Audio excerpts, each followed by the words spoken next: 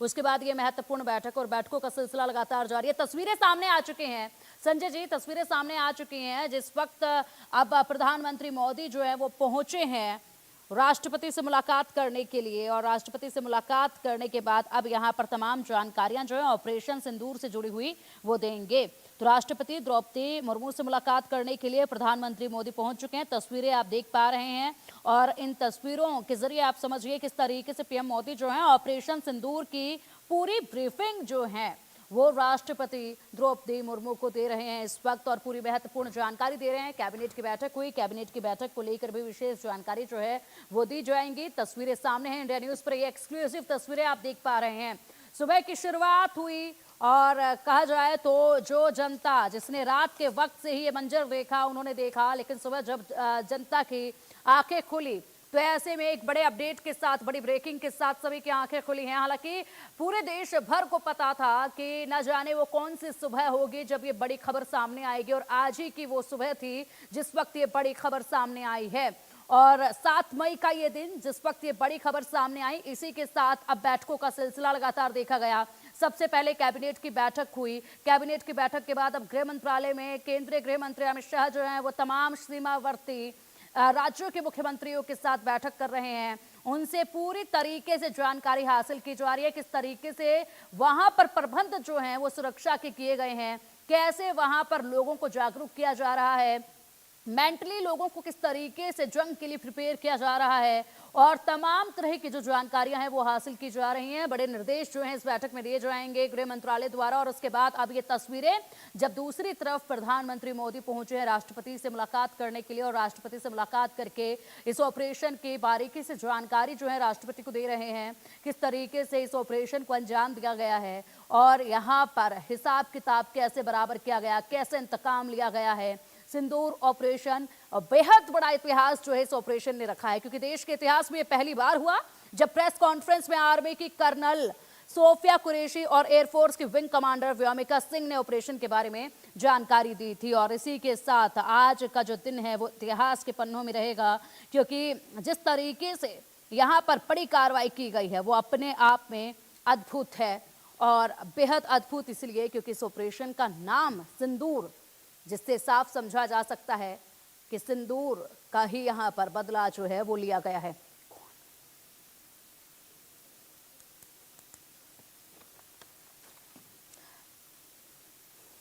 तो संजय जी एक बार फिर से आपका रुख करेंगे, यहां पर तस्वीरें सामने आई हुई हैं, दिन भर हलचल है, बड़े अपडेट लगातार सामने आ रहे हैं। जो हाल पाकिस्तान में, क्या बड़ी बात यह कि इस बार पाकिस्तान कम से कम स्वीकार कर रहा है, हालांकि बैठकों का सिलसिला वहां भी जारी है, लेकिन फिलहाल यहाँ की जो तस्वीरें हैं, भारत देश की जो तस्वीरें हैं बैठकों की, और इस वक्त जो टेलीविजन पर सीधा तस्वीर हम अपने दर्शकों को दिखा रहे हैं पीएम मोदी और राष्ट्रपति की, ये बेहद अद्भुत है, बेहद खास है और मजबूती दिखाती हैं ये तस्वीरें भारत देश की। देखिए, इस बार जो स्ट्राइक जो भारत की तरफ से हुई है पाकिस्तान पर, वो पाकिस्तान को कई सालों तक याद रहेगी, क्योंकि इस बार भारत ने अंदर तक घुस करके, खाली पीओके में वार नहीं किया, इस बार अंदर तक घुस करके पंजाब के अंदर तक जाकर के भारत ने वार किया है और आतंकियों के सभी ठिकानों को ध्वस्त किया है, नेस्तनाबूद किया है। तो ये जो इस बार जो भारत की तरफ से जो अटैक हुआ, पाकिस्तान इसके लिए पहले से तैयार था। पाकिस्तान को पता था कि भारत की तौर से ये चीजें होने वाली है, लेकिन उसके बावजूद भी पाकिस्तान रोक नहीं पाया, रोकने में नाकाम रहा।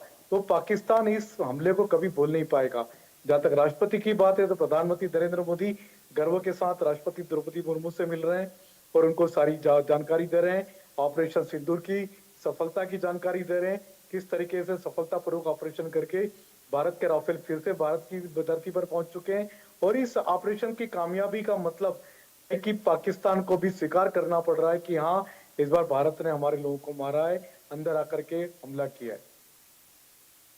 बिल्कुल, अंदर घुस कर ये हमला किया है। वो कहते हैं कि तुम छिप कर मारोगे तो हम अंदर घुस कर मारेंगे, और बिल्कुल वही उदाहरण जो है वो रख दिया है। और ऐसे में अब पाकिस्तान की तरफ से एक बार फिर से संजय जी वही गीदड़ भभकियां जो शुरुआत से सुन रहे थे दोबारा आने लगे हैं। सीज फायर का उल्लंघन करके ये जिस तरीके से खौफ पैदा करने की कोशिश कर रहे थे, ऐसे में पूरी तरीके से जिन कैंपों की ये सुरक्षा में जुटे हुए थे उन तमाम जगहों को ध्वस्त कर दिया गया है, उन तमाम जगहों को जो है पूरी तरीके से उनका खात्मा जो है वो कर दिया गया है।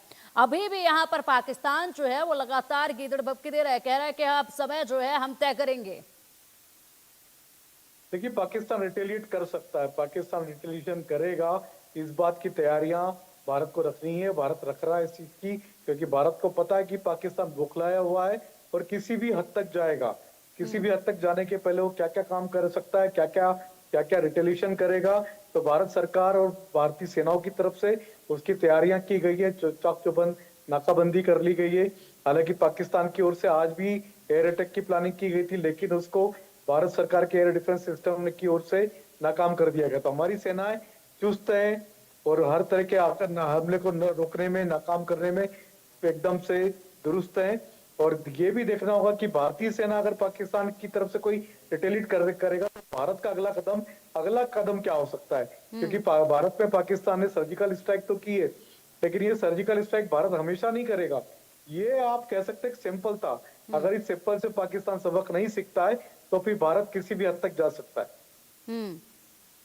बिल्कुल, क्योंकि मुझे लगता है कि आप यहाँ पर जो है पूरी तरीके से एक्शन लेना होगा। जिस तरीके से यहाँ पर पूर्व आर्मी चीफ ने भी कहा है कि अभी तो सिर्फ ये ट्रेलर था, लेकिन पिक्चर पूरी अभी बाकी है और वो पिक्चर जो है वो दिखाई भी जाएगी, क्योंकि तैयारियां जो है देश की राजधानी दिल्ली में अभी भी चल ही रही हैं।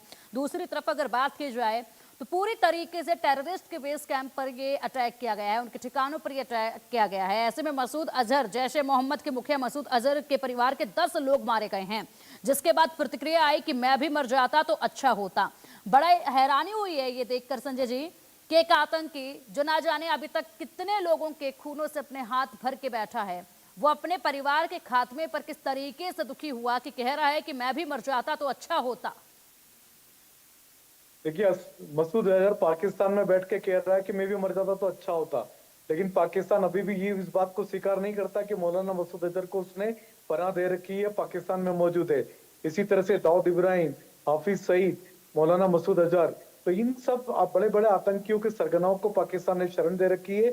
और हमेशा, चाहे यूएन की बात हो, चाहे यूएस की बात हो, हर जगह पर पाकिस्तान इस बात से मुकरता रहा है, इस बात को नहीं स्वीकार करता है कि बड़े बड़े आतंकियों को उसने पनाह दे रखी है।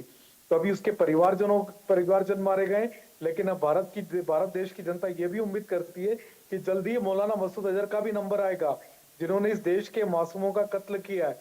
पता नहीं कितने मासूमों के कत्ल से उनके हाथ रंगे हुए हैं, चाहे वो हाफिज सईद हो, चाहे मौलाना मसूद अजहर हो, चाहे दाऊद इब्राहिम हो। बिल्कुल, लगातार बड़े अपडेट सामने आ रहे हैं और एक बड़ा सवाल यहाँ पर ये भी बनता है, जिस तरीके से यहाँ पर अब पाकिस्तान जो तैयारियां कर रहा है, बैठकें कर रहा है और जवाब देने के लिए जिस तरीके से अंदाजा लगाया जा रहा है, क्या वाकई में पाकिस्तान का एयरबेस इतना मजबूत है कि वो इस तरीके से कोई कार्रवाई कर पाएगा? क्योंकि जिस तरीके से हालात पाकिस्तान के नजर आ रहे हैं, अभी तो वो अपनी अंदरूनी कलह से ही नहीं निपट पाता है, तो ऐसे में इस चीज का जवाब देने के लिए काबिल भी नजर आता है क्या पाकिस्तान?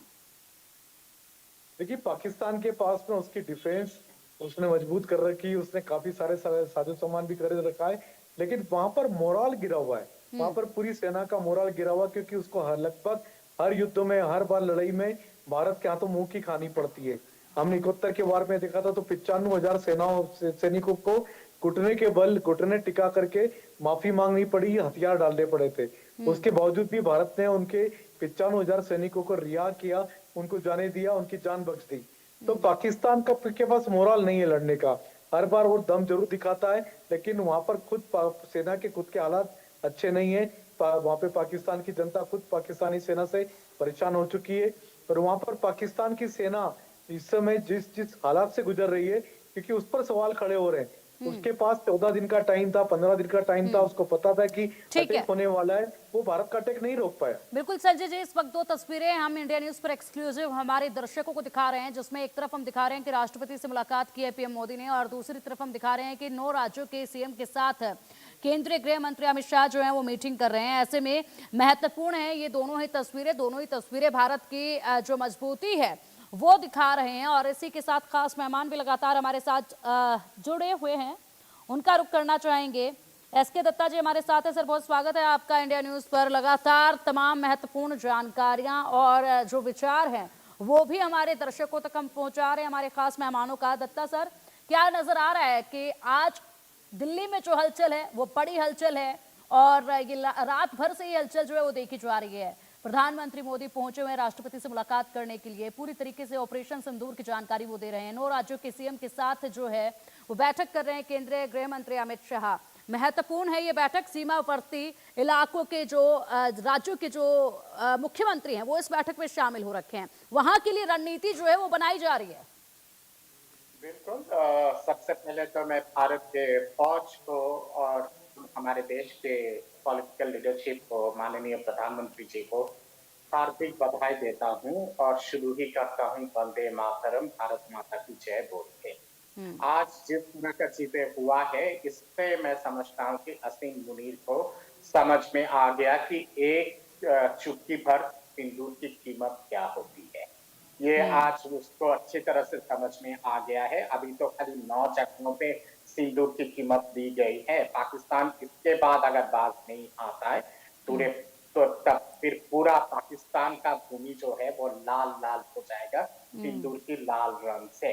और ये कहीं ना कहीं पे भारत ने एक चेतावनी दिया है, क्योंकि भारत एक शालीन राज्य है, एक शालीन देश है। इसलिए किसी भी सिविलियन एरिया पे टारगेट नहीं किया गया है, ना ही कोई मिलिट्री इंस्टॉलेशन को टारगेट किया गया है। हमने जो किया है, तमाम जितने सारे आतंकवादी गढ़ है उन सबको ध्वस्त किया है। हाँ, ये जरूर है कि आपातकालीन बैठक लगातार हो रहा है और चलना भी चाहिए, और देश पूरी तरह से तैयार है। इस बार आर पार की हो जानी चाहिए। अगर आर पार पाकिस्तान चाहता है तो इस बार उसके छाती में बैठ के आर पार की हो जानी चाहिए, और आर पार समझा भी देंगे। 140 करोड़ देशवासी पूरे भारत के सरकार के साथ, भारत के फौज के साथ पूरा कंधे में कंधे मिला के तैयार बैठा हुआ है, और हर कोई चाहता है कि पाकिस्तान को अंतिम सबक सिखाया जाए।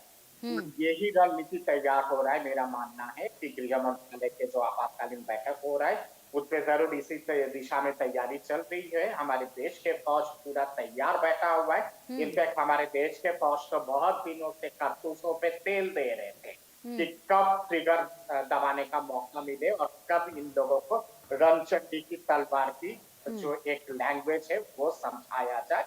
और कल हमारे देश के जवानों ने, हमारे देश के फौज ने रमचंडी की उस तलवार की मैसेज पहुंचा दी है असीम मुनीर को। अब अगर असीम मुनीर सुधरता नहीं है तो ये जरूर है कि इस बार रावलपिंडी में महिषासुर मर्दिनी की लड़ाई होगी और महिषासुर का वध का समय आ चुका है, और ये बेशक पाकिस्तान को समझाया जाएगा। पाकिस्तान आज के डेट में पूरी दुनिया में अलग थलग पड़ गया है। तमाम जितने सारे मुसलमान देश है, चाहे वो सऊदी अरेबिया हो, कतार हो, आपके कुवैत हो, सब के सब मतलब कि हाथ खड़ा कर दिया है पाकिस्तान के मुद्दे को लेके, और पाकिस्तान को किसी भी तरह से मतलब समर्थन देने के लिए तैयार नहीं है। सब ने खंडन किया है। जो घिनौना काम पाकिस्तान ने पहलगाम पे किया है, वो तमाम जितने सारे हमारे देश के माताएं बहनें जो आंसू की, जो फूट फूट के आंसू की वो पानी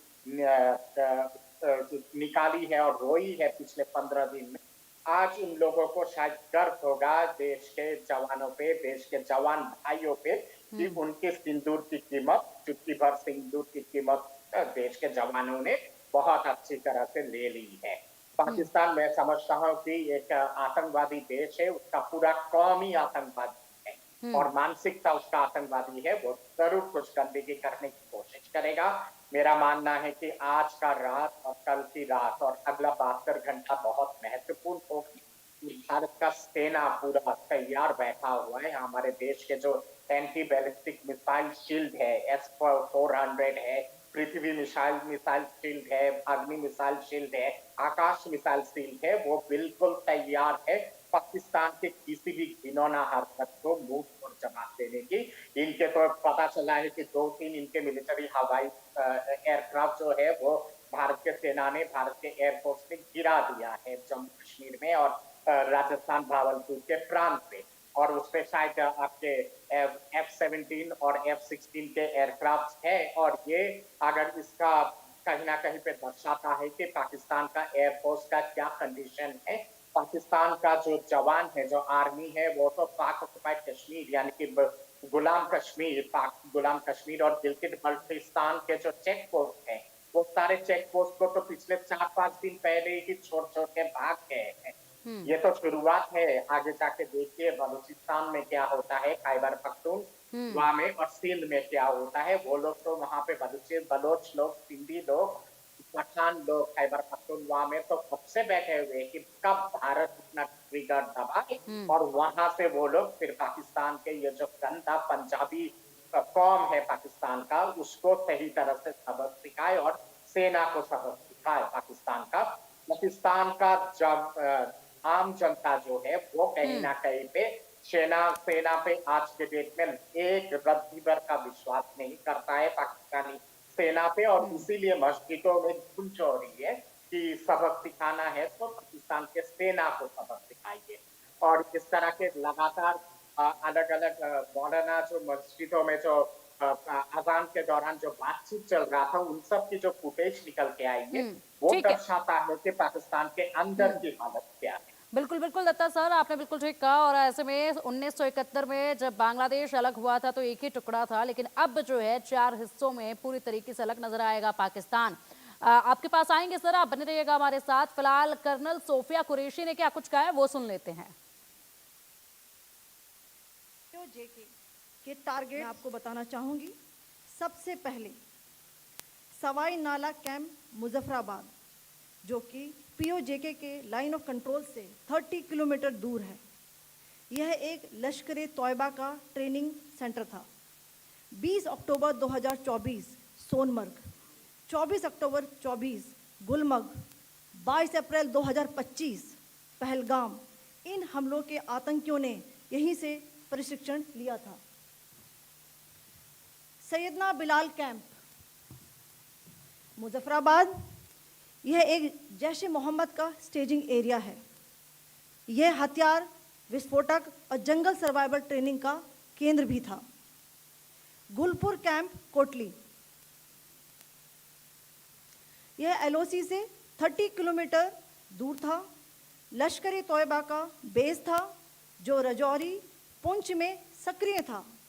20 अप्रैल 2023 को पुंछ में और 9 जून 2024 को तीर्थ यात्रियों के बस हमले में यहीं से आतंकी को ट्रेन किया गया था। ऑपरेशन सिंदूर 22 अप्रैल को पहलगाम में हुए विभत्स आतंकवादी हमले के शिकार मासूम नागरिकों व उनके परिवारों को न्याय देने के लिए लॉन्च किया गया था। इस कार्रवाई में 9 टेररिस्ट कैंप्स को टारगेट किया गया और पूरी तरह से इसे बर्बाद किया गया। पाकिस्तान में पिछले 3 दशकों से टेरर इंफ्रास्ट्रक्चर का निर्माण हो रहा है। इसमें recruitment, indoctrination centres, training areas व लॉन्च पैड शामिल थे, जो पाकिस्तान और पाक अधिकृत जम्मू कश्मीर पीओजेके दोनों में फैले हैं।